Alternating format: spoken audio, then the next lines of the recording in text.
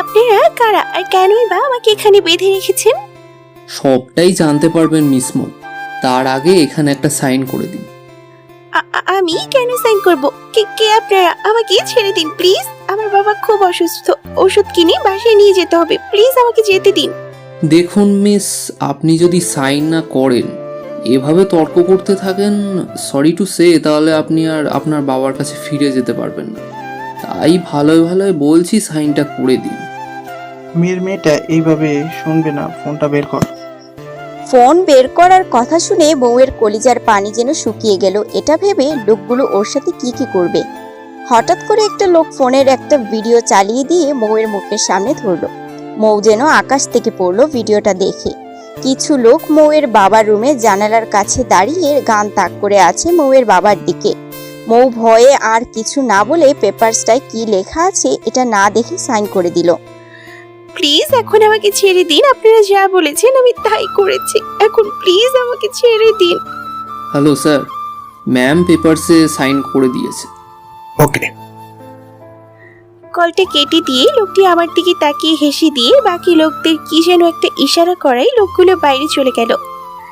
আপনাদের স্যার কে কেনই বা আমাকে এখানে আটকে রেখেছে? কি অপরাধ করেছি আমি? আপনি কি করেছেন তা স্যার আপনাকে বলবে, আমাকে নয়। কে উনি? আড়ালে থেকে কেন আমাকে কষ্ট দিচ্ছে? ওয়াই? আড়ালে নয় মিস মৌমিতা জাহান মৌ, এবার থেকে সামনে থেকে তোমাকে তিলে তিলে কষ্ট দিব। না পারবে মরতে আর না পারবে বাঁচতে। মৌ হঠাৎ করে চমকে ওঠে লোকটির গলা শুনে। মৌয়ের কাছে লোকটির কণ্ঠ চেনা চেনা লাগছে। সামনে অন্ধকার থাকায় কথা বলা লোকটিকে স্পষ্ট দেখা যাচ্ছে না বলে মৌ চিৎকার করে বলে ওঠে, কি চান আপনি? কেন আমাকে নিয়ে খেলছেন? কি অপরাধ করেছি আমি? কেন আমাকে এখানে বেঁধে রেখেছেন? কি চাই আপনার আমার কাছে? মৌয়ের কথা শেষ হতেই সজোরে কেউ একজন মৌয়ের গালে থাপ্পড় মারে। থাপ্পড় খেয়ে মৌয়ের গালটা আগুনের মতো জ্বলছে। তা মৌ উপেক্ষা করে সামনে তাকিয়ে দেখে মৌয়ের বস আগুন চৌধুরী, যার বিয়ে হলো মৌ। স্যার, আপনি আমাকে কিডন্যাপ করেছেন? কেন? এতে কোনো সন্দেহ আছে তোমার? কেন স্যার? কেন? আমি কি অপরাধ করেছি যে আমাকে শাস্তি দিচ্ছেন? আগুন মৌয়ের কথার উত্তর না দিয়ে হাত দিয়ে মৌয়ের মুখ চেপে ধরে। তোর সাহস হয় কি করে আগুন চৌধুরীকে প্রশ্ন করার? এটা তোর আমার কাছে করা প্রথম ভুল, তাই মাফ করে দিলাম। কিন্তু আগের ভুলের কোনো মাফ পাবি না তুই। তার শাস্তি তোকে পেতে হবে। সো গেট রেডি মিসেস মৌ চৌধুরী। কথাটা বলে আগুন তার লোকদের চোখের ইশারা দিতেই তারা বাইরে চলে গেল। আর এইদিকে আগুনের প্রত্যেকটা কথা মৌয়ের কানে বারবার বাড়ি খাচ্ছে। স্যার কি বলে গেল আমাকে? মাফ করবে না? আমি কি অপরাধ করেছি? কেন বললো এই কথা? আর কেনই বা বললো মিসেস মৌ আগুন চৌধুরী? আমার তো বিয়ে হয়নি। তাহলে? মৌ নিজের মনে মনে আগুনের বলা কথাগুলো সাজাতে ব্যস্ত। ঠিক তখনই কিছু পশুর চিৎকার শুনে ভয়ে মুখ কাঁপতে থাকে। সামনে তাকিয়ে দেখে মৌয়ের বস আগুন চৌধুরী, তার হাতে লোহার শিকলে বাঁধা দুটো নেকড়ে। নেকড়ে দুটো মৌকে দেখে মুখ থেকে লালা ঝরাতে থাকে। মনে হয় অনেকদিন ধরে এদের না খাইয়ে রাখা হয়েছে। মৌ ভয় পেয়ে চিৎকার করতে থাকে। মৌয়ের চিৎকার শুনে আগুন পাগলের মতো হাসতে থাকে। মনে হচ্ছে মৌয়ের ভয় পাওয়াটাকে আগুন খুব মজা পাচ্ছে। কোনো মতে হাসি থামাচ্ছে না আগুন। কিছুক্ষণ পর আগুন মৌ থেকে মাত্র 10 গজ দূরে নেকড়েগুলোকে শিকলের সাহায্যে আটকে রেখে আগুন মৌকে গুড নাইট বলে হাসতে হাসতে বেরিয়ে আসে রুম থেকে। কিন্তু মৌ ভয়ে পাগলের মতো চিৎকার করতে থাকে আর নেকড়েগুলো নিজেদের মধ্যে করে চিৎকার করতে থাকে। স্যার, আমাদের জন্য নেক্সট অর্ডার কি? 2 ঘন্টা পর নেকড়ে দুটোকে রুম থেকে বাইরে বের করে নিয়ে আসবে। স্যার, মেয়েটাকে কি বাকিটা বলতে পারলো না আগুনের দৃষ্টি দেখে। সরি স্যার, এমন ভুল আর করব না, প্লিজ ক্ষমা করে দিন। Get lost. আগুনের কথা শেষ হওয়ার আগেই লোকটা প্রাণ হাতে নিয়ে চলে গেল। এদিকে আগুন ল্যাপটপে মৌয়ের ভয়মাখা মুখটা দেখে মুখে যেন এক তৃপ্তির হাসি ফুটে উঠল। বাবা, আপু এখনো বাড়ি ফিরল না কেন? এত রাত হয়ে গেল। আমিও তাই ভাবছি। বাবা, মেয়েটা আমার কোথায় আছে, কেমন আছে, ফোন করেছিস? হ্যাঁ বাবা, অনেকবার ফোনে ট্রাই করেছি, কিন্তু ফোন লাগছে না, বারবার বন্ধ বলছে। মেয়েটার জন্য এবার সত্যি আমার টেনশন হচ্ছে। শত্রুর তো আর অভাব নেই আমার, কখন কোথা থেকে আমার মেয়েটার ক্ষতি করে দেবে। হ্যাঁ বাবা, আমি আপুকে দূর থেকে খেয়াল রাখার জন্য একজন লোক রেখে দিয়েছিলাম, তাকে কল দিলে তো হয়। তুই আসলে একটা গর্ধব, তাড়াতাড়ি ফোন কর। হ্যাঁ বাবা। ইমাম যতবার লোকটিকে কল করছে ততবার রিং হয়ে কলটা কেটে দিচ্ছে। ইমাম এক প্রকার বিরক্তি হয়ে ফোনের স্ক্রিনে তাকিয়ে মনে মনে খুব বিশ্রী কিছু গালি দিয়ে দিল নূর ইসলামকে।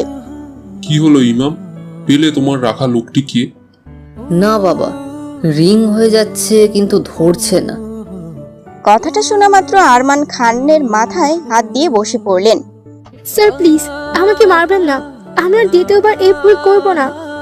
লোকটির কথা শোনা মাত্র রোদ জোরে জোরে হাসতে লাগলো। এই আগুন চৌধুরী কখনো কাউকে ক্ষমা করে না মিস্টার নূর। কথাটা বলে রুদ নূরের কপালে গান তাক করে শুট করে দেয়। Ajmer, yes sir. লাশটা গুম করার ব্যবস্থা করো। হসপিটাল থেকে ডেড বডি বাড়িতে আসার আগে সবটা ক্লিয়ার হওয়া চাই। Got it? Yes sir, just 2 minute দিন, সব ক্লিয়ার করে দিচ্ছি। রুদ আর কিছু না বলে রুম থেকে গটগট করে বেরিয়ে গেল। বাবা, আই থিঙ্ক আমাদের প্ল্যানটা আগুন চৌধুরী ধরে ফেলেছে। কি বলছিস তুই? না, এটা কখনো হতে পারে না। আমার তিল তিল করে গড়া প্ল্যানটা এভাবে শেষ হয়ে যেতে পারে না ইমাম। বাট বাবা, আপুর কি হবে? আমার এক সন্তানের জন্য আমি আমার প্ল্যানটা নষ্ট হয়ে যেতে দিতে পারি না। বাবা, তুমি এইসব কি বলছো? অবাক হয়ে জানতে চাইলো ইমাম। শাট আপ ইমাম, এত বছরের প্ল্যানিং আমি তোমার বোনের জন্য নষ্ট করতে পারবো না। ইমাম আরমান খানের কথা শুনে স্তব্ধ হয়ে যায় ইমাম। বাবা এইসব কি বলছে? বাবা তার স্বার্থের জন্য আপুকে বলি দিতে একবারও পিছপা হচ্ছে না। হ্যালো স্যার, ম্যাম তো ভয়ে সেন্সলেস হয়ে গেছে। হোয়াট? এক্ষুনি নেকড়ে দুটোকে বাইরে বের করে নিয়ে যাও, right now. Yes sir. Mir নেকড়ে দুটোকে সাবধানে বাইরে নিয়ে যায়। কিছুক্ষণ পর ডক্টর এসে মৌকে চেক আপ করে একটা ইনজেকশন দিয়ে চলে যায়। হ্যালো স্যার, ডক্টর এসে ম্যামকে চেক আপ করে গেছে, ম্যাম ঠিক আছে। ওকে, আমি কিছুক্ষণ পর আসছি, ততক্ষণ মোয়ের পাশে থাকবে। Okay? Okay sir. Agun, my son. Yes dad, how are you dad? Aryan চৌধুরীকে জড়িয়ে ধরে বলল Agun. I am absolutely fine, but তোমাকে দেখে মনে হচ্ছে না তুমি ঠিক আছো। সন্দেহের দৃষ্টিতে তাকিয়ে রইল আরিয়ান চৌধুরী। আগুন আরিয়ান চৌধুরীর থেকে দৃষ্টি সরিয়ে অন্যদিকে তাকিয়ে বলতে লাগলো। ডেড, আমি আমার মন পাখিকে খুঁজে পেয়েছি। কথাটা বলে থেমে যায় আগুন। আগুন, মাই সন, আমি জানি তোমার মনের ভিতর কি চলছে, বাট তোমাকে আমি আবারও স্মরণ করিয়ে দিচ্ছি, তোমার আর তোমার বোনের সাথে যা হয়েছে তাতে মৌমামনির কোনো হাত ছিল না। সে তো নিতান্ত খুব ছোট ছিল, আমি ওকে কখনো দোষী ভাবতে পারবো না আগুন। কিন্তু হ্যাঁ, আরমান খানকে কখনো ক্ষমা করিসও না। ওকে ততটাই কষ্ট দিয়ে মারবি যতটা কষ্ট আমার ছোট্ট মেয়ে ইমুকে দিয়েছে। কথাটা বলার সময় আরিয়ান চৌধুরীর গলা ধরে এলো। আগুন আরিয়ান চৌধুরীকে জড়িয়ে ধরে বলে, ডেড ইউ নো মি, আমি যখন কোনো কাজে হাত লাগাই সেটা সাকসেসফুল না হওয়া পর্যন্ত ছাড়ি না। আর এখানে তোমার কলিজায় হাত দিয়েছে আরমান খান। অর্জুন আমার বোনটা 15টা বছর ধরে হসপিটালের বেডে শুয়ে আছে, তাকে আমি ছেড়ে দেব? এটা তুমি ভাবলে কি করে ডেড? আগুন, তোমাকে আমি থামাতে আসিনি, তোমাকে অ্যালার্ট করে দিতে এসেছি ডিয়ার। মানে কি বলছো ডেড? আগুন, আরমান খান খুব চালাক লোক। নিজের ক্ষতি হতে পারে এটা যদি বুঝতে পারে তাহলে নিজের সন্তানকে বিপদে ঠেলে দিতে পিছু পা হবে না। ও আমার বিশ্বাসের সুযোগ নিয়ে আমাকে ঠকিয়েছে। আমার ফুলের মতো মেয়েটাকে কোমায় হসপিটালে পড়ে আছে শুধুমাত্র এই জঘন্য লোকটার জন্য। Dad, I promise you, Arman খানের এমন মর্মান্তিক মৃত্যু দেব যা ও কখনো ভাবতেও পারবে না। কথাটা বলে আগুনের ঠোঁটের কোণে বাঁকা হাসি ফুটে উঠল। আগুন, আমি কালোই ইউকে ব্যাক করছি। ইমুকে নিয়ে সব অ্যারেঞ্জমেন্ট কমপ্লিট, জাস্ট তোমাকে ইনফর্ম করার ছিল তাই। ওকে ডেড, বাট মম কোথায়? হসপিটালে ইমুর হাত ধরে বসে আছে। কথাটা বলে দীর্ঘশ্বাস ফেললো আরিয়ান চৌধুরী। ডেড তুমি রেস্ট করো, আমি আসছি। আগুন বেরোতে যাবে তখনই আরিয়ান চৌধুরী বলে ওঠে, আগুন, আসার সময় আমার বৌমাকে সাথে নিয়ে আসবি। অনেক হয়েছে শাস্তি, যা ওর পাওনা তাই দিয়েছিস। ওকে আমি যেন এমনটা আর না শুনি, ওকে? Yes dad. আগুন পৃথিবীতে কাউকে ভয় না করলেও আরিয়ান চৌধুরীকে প্রচন্ড শ্রদ্ধা করে ভালোবাসে, তাই আরিয়ান চৌধুরীর কোনো কথা ফেলতে পারে না আগুন। আগুন মাথা নিচু করে রুম থেকে বেরিয়ে এলো। ইমাম, যত তাড়াতাড়ি সম্ভব জামা কাপড় প্যাকিং করে নাও, আমরা এখনই বেরোবো। বাট বাবা, এখন আমরা কোথায় যাব? তুমি তো জানো বাবা, সামনে আমার এক্সাম। তাহলে বাকি কথা বলার আগেই আরমান খান সজোরে ইমানের গালে একটা থাপড় বসিয়ে দিল। ইমাম গালে হাত দিয়ে তাকিয়ে আছে আরমান খানের দিকে। ইমাম, তুই ভালো করেই জানিস আমি এক কথা দুবার বলা পছন্দ করি না, তারপরও মুখে মুখে তর্ক করে যাচ্ছিস। তাই এটাই তোর শাস্তি। আর একটা কথা শুনে রাখ, আজ থেকে তোর বোন মৌ মারা গেছে আমাদের কাছে, কারণ ও এখন আগুন চৌধুরীর হাতের মুঠোয়। ও যা চাইবে মৌকে সেইভাবে নাচাবে, ওকে কখন মুক্তি দেবে না আগুন চৌধুরী। তাই তোর জন্য এটাই ভালো হবে, তুই তোর বোনকে ভুলে যা। বাবা তুমি... নো মোর ওয়ার্ড ইমাম, গো। ইমাম কি বলবে ভাষা খুঁজে পাচ্ছে না। নিজের ছেলে মেয়েকে নিজের লোভ হিংসার আগুনে ফেলতে দুবার ভাবলো না, এই কেমন বাবা? সরি মন পাখি, তোমাকে এত কষ্ট দেওয়ার জন্য। মৌয়ের সারা মুখে চুমু দিয়ে আগুন কথাগুলো বলতে থাকলো, কিন্তু মৌ এখনো জ্ঞান ফিরে না আসায় আগুনের কথাগুলো মৌয়ের কান পর্যন্ত পৌঁছালো না। আগুন মৌকে পাজা কুলে নিয়ে গাড়িতে শুইয়ে দিয়ে আস্তে আস্তে ড্রাইভ করছে। চৌধুরী মেনশনে নিয়ে আসলো। নীলা, নীলা। জোরে চিৎকার করে ডাকতে লাগলো আগুন। আগুনের চিৎকারে শুনে নীলা দৌড়ে আসে আগুনের সামনে। স্যার স্যার, কি হয়েছে? আগুন নিনার কথা শুনে দাঁতে দাঁত চেপে বলে, এক্ষুনি আমার রুমে হালকা গরম পানি নিয়ে আয়, আর যদি দেরি হতো তোদেরকে অবস্থা করবো বুঝতেই পারছিস। এক্ষুনি আনছি স্যার। কথাটা বলেই লীলা দৌড়ে কিচেনে চলে গেল। আগুন মৌকে ওর রুমে এনে শুইয়ে দেয়। তার কিছুক্ষণ পর নীলা একটা বড় বলে গরম পানি নিয়ে আসে। আগুন নীলাকে জিজ্ঞাসা করে, পানি কতটা গরম নীলা? স্যার, আপনি যেমনটা বলেছিলেন ঠিক তেমনটাই। ও তাই বুঝি। কথাটা বলে নীলার হাত ধরে গরম পানিতে চেপে ধরে। পানি গরম থাকায় নীলার হাত পুড়ে যায়, যন্ত্রণায় চিৎকার করতে থাকে। ঠিক সেই সময় মৌয়ের জ্ঞান ফিরে আসতেই আগুনের কর্মকাণ্ড দেখে ভয়ে আবার জোরে চিৎকার দিয়ে বেড থেকে নেমে দৌড়ে পালাতে যাবে, তখনই আগুন মৌয়ের হাতটা শক্ত করে ধরে ফেলে। মৌ ঘুরে আগুনের দিকে তাকাতেই মৌয়ের হাত পা কাঁপতে লাগলো আগুনের এমন ভয়ঙ্কর রূপ দেখে। তোমার সাহস হয় কি করে মন পাখি আমার অনুমতি ছাড়াই রুম থেকে বের হবার? স্যার, আমি বাড়ি যাব, বাবা ভাইদের কাছে যাব, প্লিজ আমাকে যেতে দিন। কান্না করতে করতেই বলতে থাকে মৌ। তাই নাকি মিসেস আগুন চৌধুরী? এ বাড়ি কেন?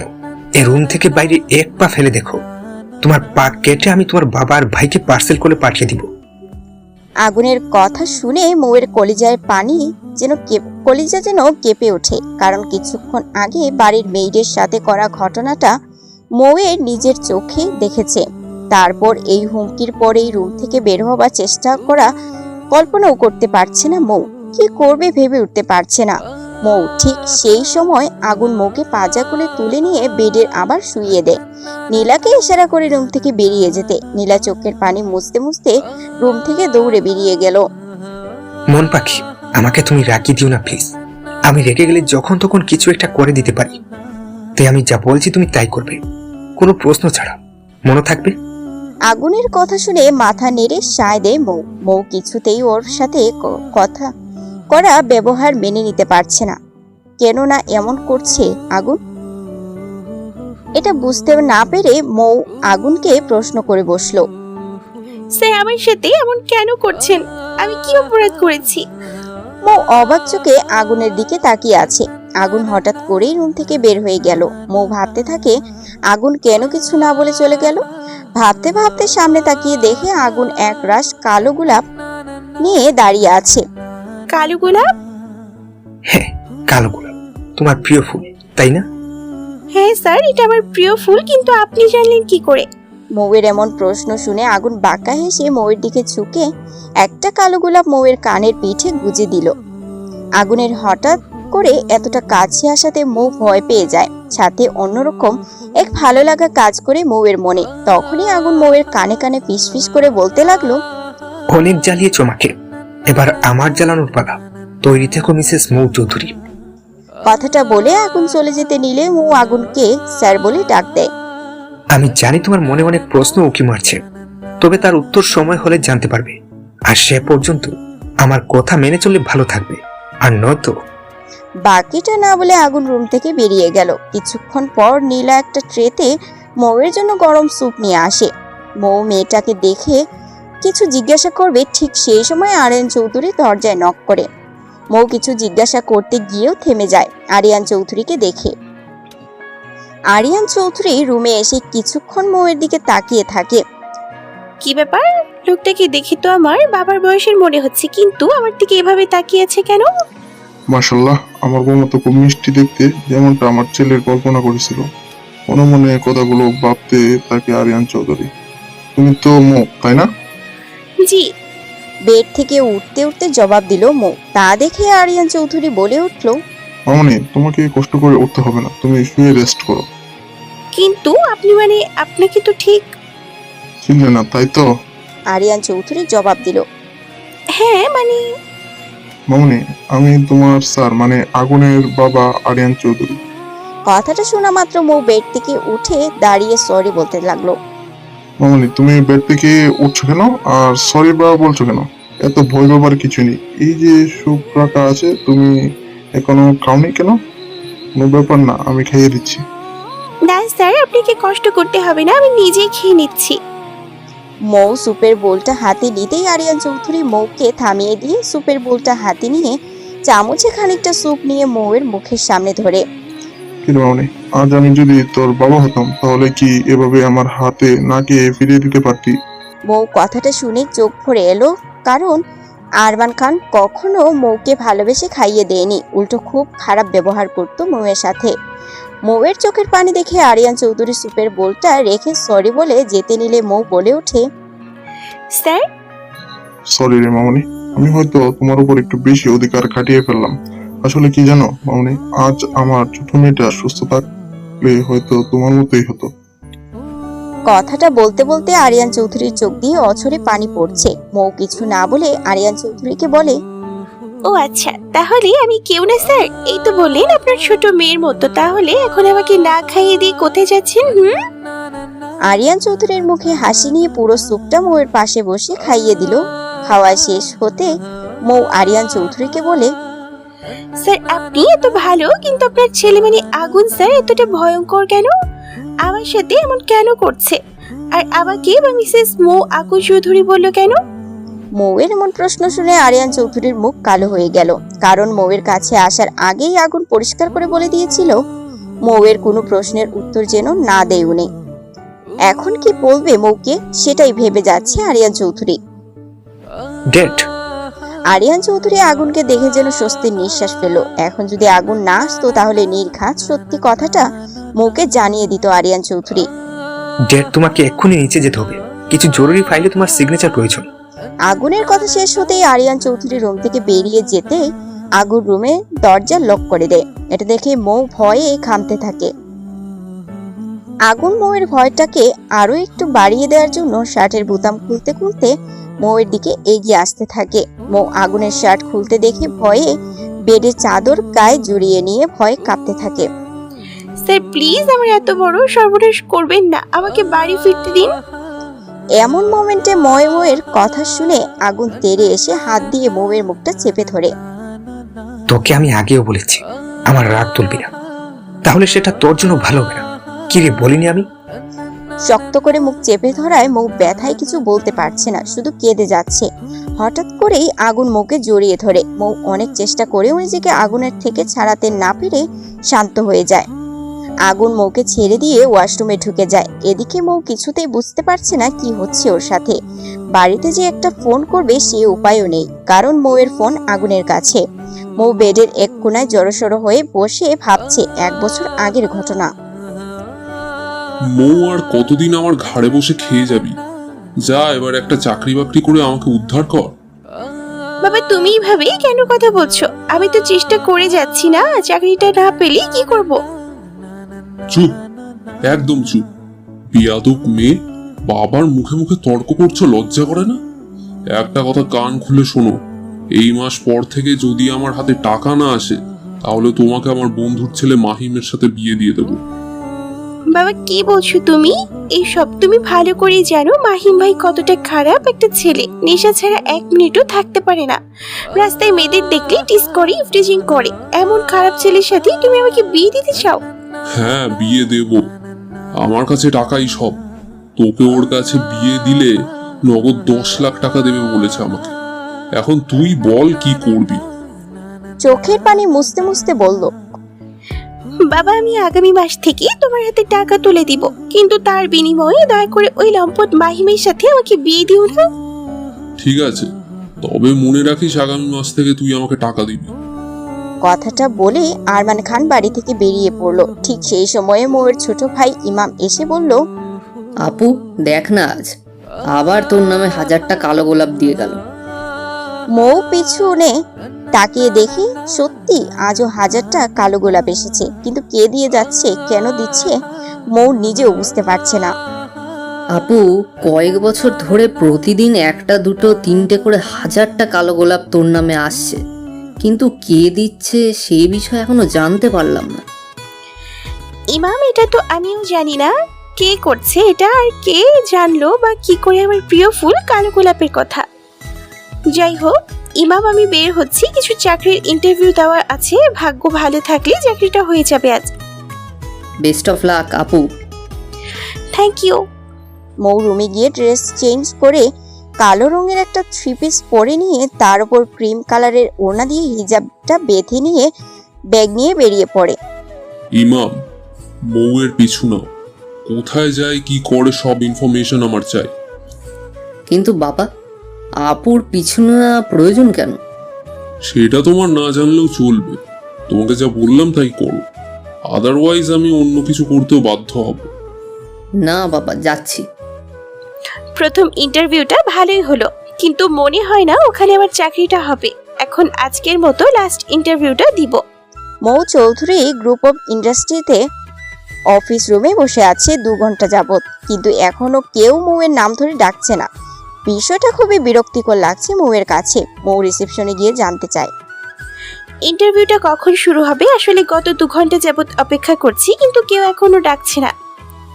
রিসেপশনের মেয়েটা মৌকে কিছু বলতে যাবে, ঠিক সেই সময় মৌয়ের পিছনে আগুন চৌধুরীকে দাঁড়িয়ে সালাম দিতে লাগলো। মৌ কিছু বুঝতে না পেরে পিছনে তাকাতে মৌয়ের জান বেরিয়ে যাবার উপক্রম। বিজনেস আইকন যে কিনা মাত্র 25 বছরে 3বার অ্যাওয়ার্ড পেয়েছে, সে কিনা মৌয়ের সামনে দাঁড়িয়ে। মিস জান্নাত, হু ইজ শি?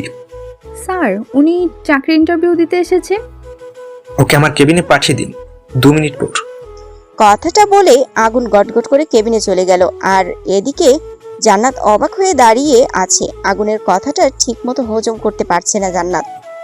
এই মেয়ে, আমার হাতে একটা চিমটি কাটো তো। মৌ জান্নাতের কথা শুনে জোরে একটা চিমটি কাটলো জান্নাতের হাতে। জান্নাত কপাল কুঁচকে মৌকে বলল, মিস মৌমিতা জাহান মৌ, আপনি প্রথম কোনো মেয়ে যে কিনা সরাসরি আগুন চৌধুরীর সাথে সরাসরি কথা বলার সুযোগ পাচ্ছেন। দাঁড়িয়ে আছেন কেন? ডান দিকে সোজা স্যারের কেবিন। মৌ কিছু না বলে ব্যাগটা নিয়ে সোজা আগুনের কেবিনের সামনে গিয়ে দরজায় নক করে Mou. May I come in sir? Yes. তো মিস মৌমিতা জাহান মৌ, আপনার সার্টিফিকেটগুলো দিন। মৌ ব্যাগ থেকে সার্টিফিকেটগুলো বার করে আগুনের টেবিলের ওপর রাখে। আগুন সার্টিফিকেটগুলো একবার ভালো করে দেখে একটা ফাইলে সাইন করতে বলে মৌকে। মৌ পেপারসটা না দেখেই সাইন করে দেয়। ততক্ষণে আগুন লাইটার বার করে জ্বালিয়ে দিল মৌয়ের সার্টিফিকেটগুলো। এটা দেখে মৌ চিৎকার করে ওঠে, স্যার স্যার আপনি এটা কি করছেন? কেন পড়াচ্ছেন আমার সার্টিফিকেটগুলো? হাত দিয়ে আগুন নেভাতে নেভাতে বলতে লাগলো মৌ। আগুন মৌয়ের কথা তোয়াক্কা না করে ল্যান্ডলাইনে ফোন করে ম্যানেজারকে আসতে বলে। স্যার আসবো? ইয়েস, আজ থেকে আমার নতুন পিএ, এই যে মৌমিতা জাহান মৌ, ওনাকে ওনার অ্যাপার্টমেন্ট লেটারটা দিয়ে দিবেন। আর আগামীকাল থেকে চাকরিতে জয়েন করবেন। Okay sir. এখন যেতে পারেন। মৌ কি বলবে ভেবে পাচ্ছে না। সার্টিফিকেটগুলো পুরো ছাই হয়ে গেছে। নিচের প্রথম দিন মৌয়ের সাথে যা হলো, মৌ ভাবছে চাকরিটা করবে নাকি করবে না। ততক্ষণে মৌয়ের ভাবনাটা ভেঙে দিল। আগুন বলে উঠল, চাকরি ছাড়ার চিন্তা কখনো মনে এনো না, কারণ এই অফিস ছাড়া অন্য কোথাও তোমার চাকরি হবে না। বিকজ সার্টিফিকেট ছাড়া কোনো কোম্পানি তোমাকে চাকরিতে রাখবে না। আগুনের কথা শুনে মৌয়ের যেন রাগে ফেটে পড়ছে। দেখুন স্যার, আপনি কাজটা মোটেও ঠিক করেননি। এভাবে আমার ক্ষতি না করলেও পারতেন। আমি চলে যাচ্ছি। ও আরেকটা কথা, আমি অন্য কোথাও চাকরি করতে পারি বা না পারি, কিন্তু আপনার এখানে চাকরি আমি করব না। যে অফিসে এমন অসভ্য, বাজে, খারাপ বস থাকে, সেখানে তো একদমই নয়। মৌ বেরিয়ে যেতে নিলে খেয়াল করলো দরজা খুলছে না। অনেক চেষ্টা করেও খুলতে না পেরে পিছনে আগুনের দিকে তাকাতেই দেখে আগুন মুখ বাঁকিয়ে হাসছে। মৌ এতক্ষণে বুঝতে পারলো দরজা না খোলার পিছনে এই বাজে লোকটার হাত আছে। মৌ আগুনকে কিছু বলতে যাবে, ঠিক তখনই আগুন চেয়ার ছেড়ে উঠে দাঁড়িয়ে মৌয়ের দিকে এগুতে লাগলো। মৌ এতক্ষণ রেগে থাকলেও এখন বেশ ভয় পাচ্ছে আগুনকে দেখে। স্যার প্লিজ, আমি এখানে চাকরিটা করতে চাই না। আপনি আমাকে যেতে দিন প্লিজ। ওকে, যেতে দিব। তার আগে এটা দেখো, এখানে কি লেখা আছে। পেপারসটা মৌয়ের হাতে ধরিয়ে দিয়ে মৌ বেশ 15 বার পেপারসটা ভালো করে দেখলো। দেখে এখন মৌয়ের ইচ্ছে করছে এখানে হাত পা ছড়িয়ে দিয়ে কাঁদতে, কিন্তু তা করতে পারছে না। ও অসহায় দৃষ্টিতে আগুনের দিকে তাকিয়ে আছে। বলল, স্যার আমি চাকরিটা করব। মৌয়ের মুখের কথাটা শোনা মাত্র আগুনের ঠোঁটের কোণে হাসি ফুটে উঠল। আগুন আবার তার চেয়ারে বসে পড়ল। তো মিস মৌ, এতক্ষণে বুঝতে পেরেছেন? এখন আপনার কিছুই করার নেই। আপনি যে পেপারস না দেখে সাইন করে দিয়েছেন সেটা স্পষ্টভাবে লেখা আছে। 1 বছরের আগে যদি আপনি চাকরি ছাড়তে চান, তাহলে 1 কোটি টাকা জরিমানা দিয়ে চাকরি ছাড়তে হবে। এখন বাড়িতে ফিরে যান, আর যাওয়ার সময় অ্যাডভান্স স্যালারিটা নিয়ে যাবেন। নাও গো। মৌ দরজার দিকে তাকাতে দেখে দরজাটা খোলা। মৌ দ্রুত কেবিন থেকে বেরিয়ে অফিসের বাইরে যেতে নিলে ম্যানেজার পেছন থেকে ডাক দেয়। মৌ দাঁড়িয়ে যায়। ম্যানেজার ছুটে এসে দুটো খাম মৌয়ের হাতে ধরিয়ে দিয়ে চলে যায়। মৌ আর না দাঁড়িয়ে রিকশায় করে বাড়িতে চলে আসে। মৌ এত দেরি হলো কেন বাড়ি ফিরতে? বাড়িতে ঢুকতেই মুখকে প্রশ্ন করে আরমান খান। বাবা, আমি চাকরি পেয়েছি। কথাটা শোনা মাত্র আরমান খানের চোখ খুশিতে চকচক করে উঠল। সত্যি বলছিস? কত টাকা স্যালারি? মৌ জানতো ওর বাবা এটাই আগে জানতে চাইবে, তাই কথা না বাড়িয়ে অ্যাডভান্স টাকার খামটা আরমান খানের দিকে এগিয়ে দিতেই ছো মেরে খামটা নিয়ে নেয় আরমান খান। খাম খুলে দেখে 50,000 টাকা। এত টাকা? তুই মনে হয় অনেক ক্লান্ত। যা রুমে যা, আমি খাবার বেড়ে নিয়ে যাচ্ছি। মৌ যেন আকাশ থেকে পড়লো আরমান খানের কথা শুনে। যে বাবা মা মরে যাওয়ার পর ভালো করে কথা বলে না, নিজের হাতে খাবার বেড়ে দেওয়া তো দূরে থাক, আজ হাতে কিছু টাকা দেওয়া এত ভালোবাসা। মৌ রুমে যেয়ে শাওয়ার নিয়ে বেলকুনিতে দাঁড়িয়ে চুল মুছতে থাকে। তখন হঠাৎ করেই সামনের ফ্ল্যাটে চোখ পড়তেই মৌয়ের চোখ দুটো যেন আটকে গেল, কারণ মৌয়ের মুখোমুখি আর কেউ না, আগুন দাঁড়িয়ে আছে। মৌয়ের দিকে টেডি স্মাইল দিয়ে ইতিমধ্যে মৌয়ের হাত পা কাঁপতে শুরু করেছে। তোয়ালেটা ফেলে দিয়ে দৌড়ে রুমে চলে গেল। এদিকে আগুন মৌয়ের কাণ্ড দেখে শরীর কাঁপিয়ে হাসতে লাগলো। আগুন স্যার, এখানে কি করছেন? মৌ আগুনের ভয়ে বেলকুনিতে যাওয়া বন্ধ করে দিল। ইমাম, মৌকে ডেকে নিয়ে আয়, খাবার রেডি আছে। বাবা, তুমি আপুর জন্য নিজের হাতে খাবার সার্ভ করছো? অবাক হয়ে জানতে চাইলো ইমাম। ইমাম, বেশি কথা না বলে যা করতে বললাম তাই করো। ইমাম আর কিছু না বলে মৌকে ডাকতে চলে গেল। আজ আমার স্বপ্ন সত্যি হলো মৌকে দিয়ে। আমার সব স্বপ্ন পূরণ করব, আর তা না হলে মাহিম তো আছে। কথাটা বলে আরমান খানেক পৈশাচিক হাসি দিল। এভাবে কিছু মাস কেটে গেল, কিন্তু আগুনের টর্চার করা কমেনি, উল্টো বেড়ে যাচ্ছে দিন দিন। মৌ বিয়ে হয়ে যাওয়ার পর থেকে পিয়নের কাজও করতে হয়েছে মৌকে। কখনো সারাদিন কফি বানিয়ে আনতে হতো মৌকে, আর আগুন তা না খেয়ে মৌয়ের মাথায় ঠেলে দিত। অফিসের কোনো ছেলে যদি মৌয়ের সাথে কথা বলতো, তাহলে সেদিন মৌকে এক পায়ে দাঁড় করিয়ে রাখতো আগুন। মৌ নীরবে আগুনের টর্চার সহ্য করে যায়, কিন্তু কথায় বলে না, মানুষের একটা মানুষেরও একটা ধৈর্যের সীমা আছে, আর তা একবার অতিক্রম করে ফেললে শান্তশিষ্ট মানুষও হিংস্র রূপ নিতে বাধ্য হয়। ঠিক তেমনই ঘটে মৌয়ের জীবনে। আগুন একদিন জোর করেই মৌকে কিস করে বসে, তা অফিসের কর্মচারীর সামনে। মৌ লজ্জায় ঘৃণায় সবার সামনে আগুনের গালে থাপ্পড় মেরে অফিস থেকে বেরিয়ে যায়। তারপর থেকে মৌ আর অফিসে যায়নি না। আগুন মৌকে ফোন করেছে, তবে মাস শেষে মৌয়ের স্যালারিটা বাড়িতে পৌঁছে যেত। মৌ আগুনের কথা ভুলে গিয়ে নিজের রুমে বসে অপরাজিতা বইটা পড়ছিল। তখনই হন্তদন্ত হয়ে আরমান খান মৌয়ের রুমে ঢুকে মৌকে বিয়ের শাড়ি গয়না দিয়ে বলে, মৌ, মা এগুলো দেখো তো তোমার পছন্দ হয়েছে কিনা। বাবা এসব কি বিয়ের শাড়ি কেন? তোমাকে এত প্রশ্ন করতে বলিনি, আমি তোমাকে যা বলেছি তাই বলো, পছন্দ হয়েছে কি না। হ্যাঁ বাবা, আমার পছন্দ হয়েছে। গুড। শোনো মৌ, আগামী মাসের 5 তারিখ তোমার আর মাহিমের বিয়ে ঠিক করেছি। আরমান খানের কথা শুনে মৌ যেন সব কথা হারিয়ে ফেলেছে। কি বলবে বুঝতে পারছে না, শুধু এটাই ভেবে যাচ্ছে যে করেই হোক এই বিয়ে হওয়ার আগে পালাতে হবে। মৌ, একটা প্রশ্ন ছিল। জি বাবা বলো। প্রত্যেক দিন যে এত কালো গোলাপ আসে, কে পাঠায় এটা কি তুই জানিস? না বাবা, আমি সত্যি জানি না কে এই ফুল পাঠায়। মৌয়ের কথা শুনে আরমান খান যেন এক স্বস্তির নিঃশ্বাস ফেলল। যাক, তাহলে মৌ এখনো কিছু জানে না যে কে পাঠাচ্ছে এই ফুলগুলো। আগুন চৌধুরী, তুমি চলো ডালে ডালে, আমি চলি পাতায় পাতায়। কি ভেবেছো তুমি? মৌকে যে তুমি কালো গোলাপগুলো পাঠাও তা আমি জানি না? আমি জানি, কিন্তু মৌ জানে না, কারণ এই 15 বছরে ওর স্মৃতি থেকে তোমাকে আমি মুছে ফেলেছি। আরমান খান নিজের মনে মনে হাসতে লাগলো, আর এদিকে মৌ গভীর চিন্তায় তলিয়ে গেল। মৌ কিছুতেই মাহিমকে বিয়ে করতে চায় না, কারণ মাহিম যতবার ওর সামনে এসেছে ততবার ওর দিকে অদ্ভুত এক নোংরা দৃষ্টি দিয়ে তাকিয়ে থাকতো। অনেকবার আরমান খানকে বলেও কিছু হয়নি। মৌয়ের কথাগুলো ইগনোর করতো আরমান খান। বাবা, তুমি এখানে ড্রয়িং রুমে চলো, মাহিম ভাই আর ওনার বাবা মা এসেছে। ইমামের মুখে কথাটা শুনে এক মুহূর্ত দেরি না করে রুম থেকে বেরিয়ে গেলেন, আর যাওয়ার আগে মৌকে রেডি হতে বলে গেলেন। আপু, বলো। আপু রে, তুই কোথাও পালিয়ে যা না, এই নরকে তোকে আর থাকতে হবে না। কথাটা বলে ইমাম চলে গেল। কিছুক্ষণ পর মৌয়ের ডাক পড়তেই মৌ শাড়ি পরে মাহিমের বাবা মায়ের সামনে যায়। তারা মৌয়ের সাথে কথা বলে, কিন্তু অন্যদিকে একজোড়া চোখ মৌয়ের দিকে তাকিয়ে আছে নোংরা লোলুপ দৃষ্টিতে। তা মৌ ঠিক বুঝতে পেরে তাড়াতাড়ি মাহিমের বাবা মায়ের কাছ থেকে বিদায় নিয়ে রুমে চলে আসে। মৌ রুমের দরজা লক করে এসে পরনের শাড়ি টেনে নিজেই খুলে ফেলে ফ্লোরে হাত পা ছড়িয়ে দিয়ে কাঁদতে লাগলো। মা, তুমি শান্তি পাচ্ছ তো আমাকে এভাবে দেখে? কেন বলো মা, কেন তুমি মরে যাওয়ার পর মাকে সাথে নিলে না? কেন বলো? আমি কি খুব খারাপ মেয়ে মা?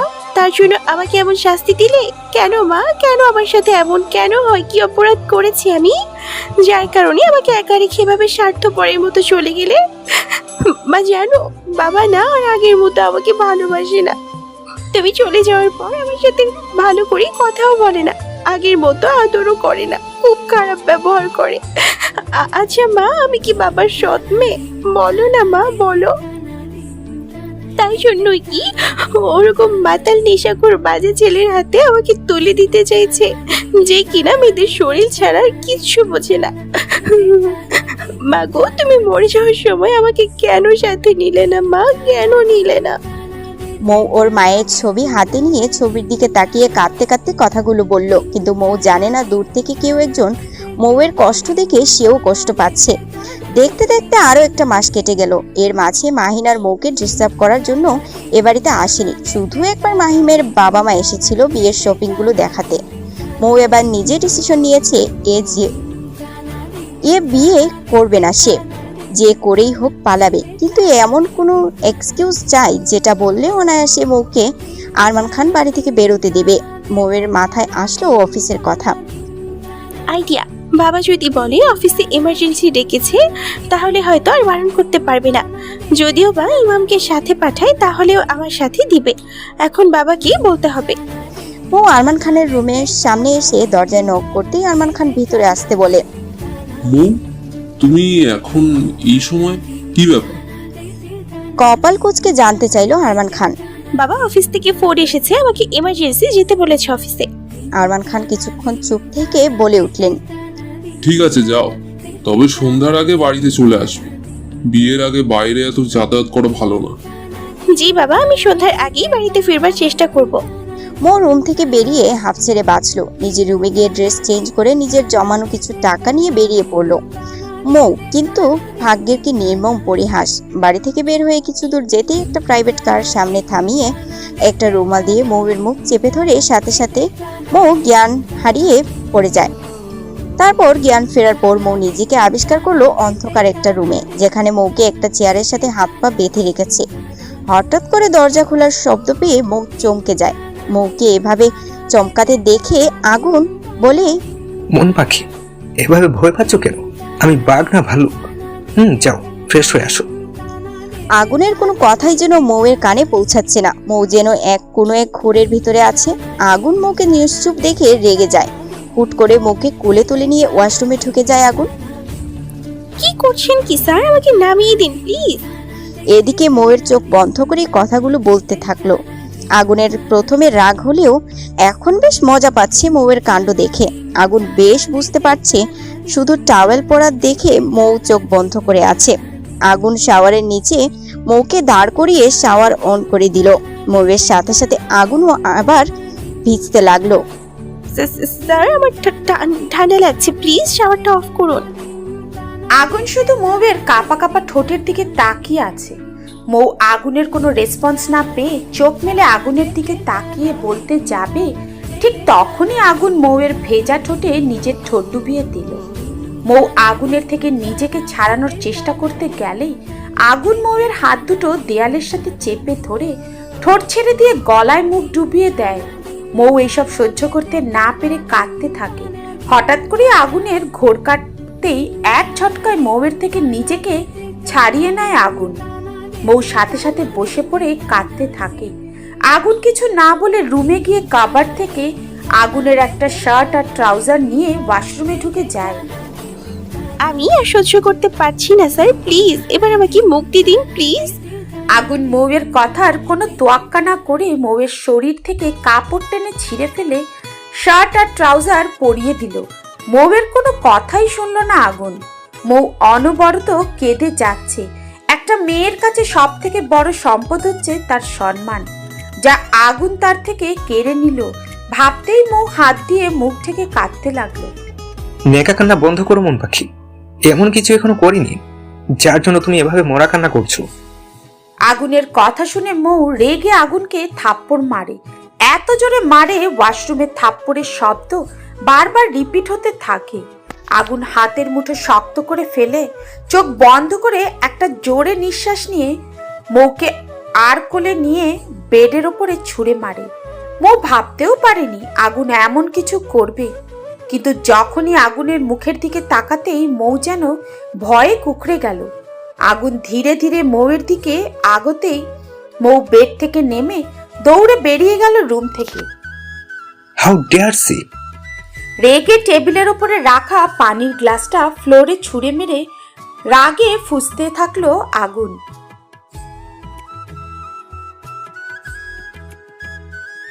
কথাগুলো ভাবতে ভাবতে মৌ দৌড়ে নিচে চলে গেল। মেইন ডোর থেকে বেরোতে যাবে, ঠিক সেই সময় নীলা এসে মৌয়ের হাত টেনে ধরে। ম্যাম প্লিজ আপনি আর এক পা বাইরে দিবেন না, তাহলে এটা আপনার জন্য মোটেও ভালো হবে না। মৌ এতক্ষণ হা হয়ে নীলার কথাগুলো শুনে গেল।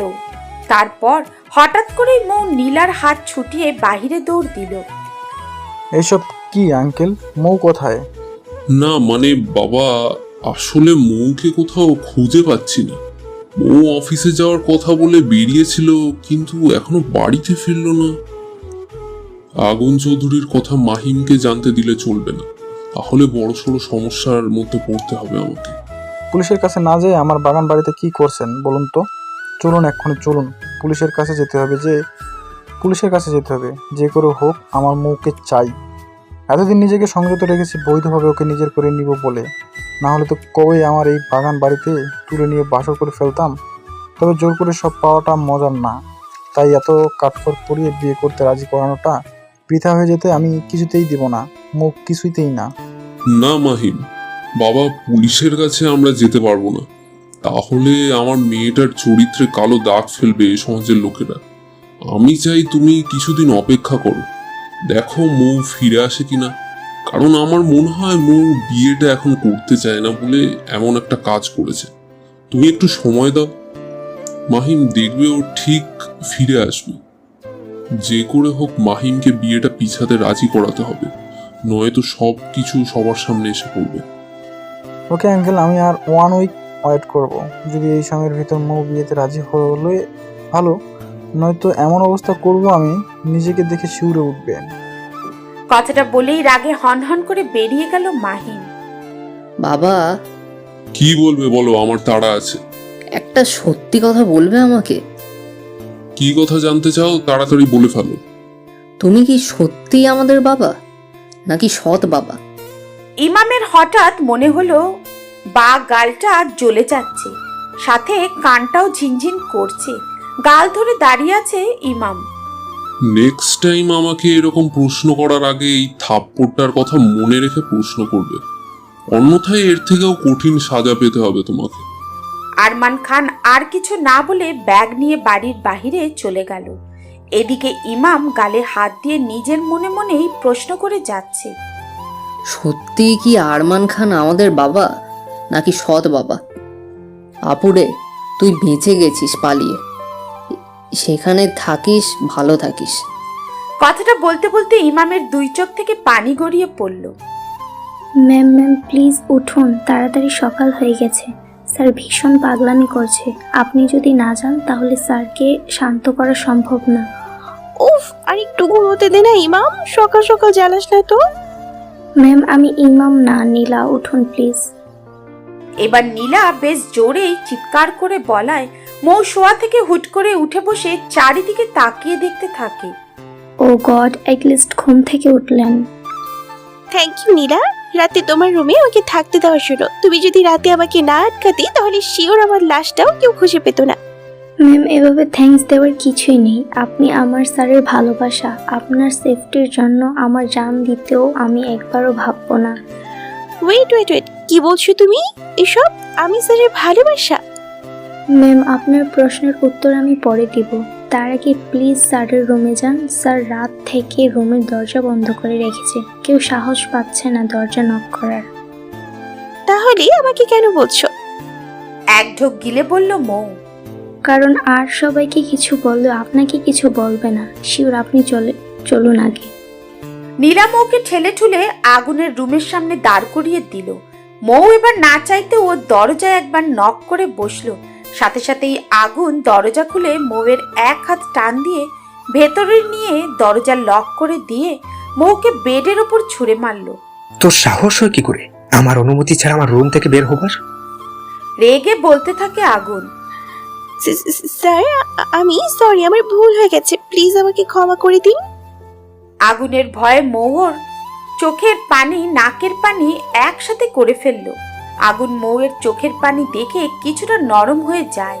ধীর পায়ে মৌয়ের কাছে গিয়ে কপালে চুমু দিয়ে মৌয়ের কপালের সাথে কপাল রেখে বলে, মন পাখি, কাল রাতে যদি তুমি নীলার কথা না শুনতে তাহলে হয়তো তোমার সাথে আমি ভয়ঙ্কর কিছু করে ফেলতাম। স্যার আপনি প্লিজ আমার থেকে দূরে থাকুন, আমার সমস্যা হচ্ছে। মৌয়ের এমন অদ্ভুত কথা শুনে মৌকে ছেড়ে দিলে আগুন কপাল কুঁচকে তাকালো। আমি তোমার কাছে থাকলে কিরকম সমস্যা হয় আমিও একটু শুনি। স্যারের কথা শুনি ওনার দিকে তাকাতে যেন আজ আমার ভীষণ লজ্জা লাগছে। এটা কি জন্য হচ্ছে আদৌ সত্যি জানি না, শুধু এতটুকু জানি আমাকে এখান থেকে পালাতে হবে। তার আগে জানতে হবে স্যার কেন বারবার মন পাখি আর মিসেস বলছে। স্যারের দিকে তাকাতে যেন স্যার ওই গাঢ় নীল চোখে আটকে গেলাম। কি অসম্ভব সুন্দর দু চোখ, মনে হয় নীল সাগর। যে কোনো মুহূর্তে আমি ডুবে যেতে পারি। ছি ছি, আমি এসব কি ভাবছি এই বাজে খারাপ লোকটাকে নিয়ে। নিজেকে ধিক্কার দিতে ব্যস্ত মৌ। তখনই আগুন মৌয়ের চুলের মুঠি ধরে ঠোঁটে ঠোঁট ডুবিয়ে দিল। আগুন মৌ আগুনের 6 প্যাক বডির সাথে না পেরে উঠে নেতিয়ে পড়ল। গতকাল রাতে সামান্য স্যুপ খেয়েছিল মৌ। এখন মৌয়ের পেটে ইঁদুর বেড়াল অলরেডি দৌড়দৌড়ি শুরু করে দিয়েছে।